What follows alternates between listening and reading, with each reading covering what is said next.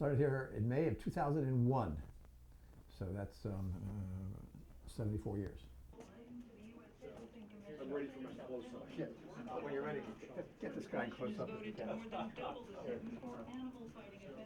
There we go. Not really. Yeah, hi, I'm Eddie Appelfeld. I'm Promotions Director of WCBM, WQLL Radio, at least as far as today is concerned. You know, we don't know.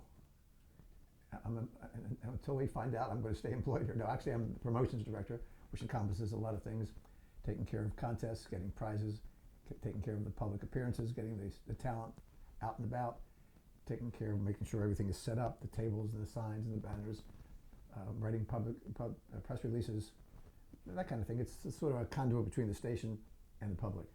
Well, first of all, you have to turn on a radio. You have to own a radio. I think that's very important. You must have a radio. You should maybe go to school, get a good educational background. I think it's paramount important that you have to finish your college education. And if you're lucky enough to get started in a small station, you know, you're not going to start in a Baltimore market, too big. You have to start in a small station, and when you're working in the small station, you do everything. Maybe you do news, maybe you do you're a disc jockey, maybe you rip the news from the wire machine. Maybe you turn the station on in the morning, turn it off at night. That's the best way. People are looking for experience, and then you're there for a little while. Then maybe you can move the typical way. Then you move up to a higher station as far as how many watts, and then to a bigger market and a bigger station. Or you're born into a rich family. That's the best way, actually.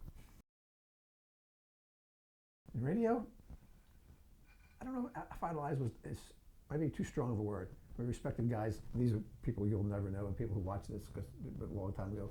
Galen Fromm and Ralph Hertzgar. These are people who started in radio. Jay Grayson back in the 50s. In the 60s, they were on local radio. Fat Daddy, who was one of the ethnic stations. Hot Rod. Johnny Dark, who is actually still around today, was at WCAO, which when it was a music station, now it's Heaven 680, Heaven 600. So those are the people I respected. That's $57 an hour music marathon jackpot. We're going to make the telephone call and give you complete results right after ABC News with Paul Harvey and ABC Sports with Harold Cosell. I'll be back at 9:05 with the best in music, the best in jive. And I watched what he did, and I said to myself, you know what? This looks like fun. So I started hanging around, went to school as a mass comm major. He helped me get my first job in radio while still in school. It's at 2 small radio stations in Maryland. And then my career skyrocketed to what you see before you today.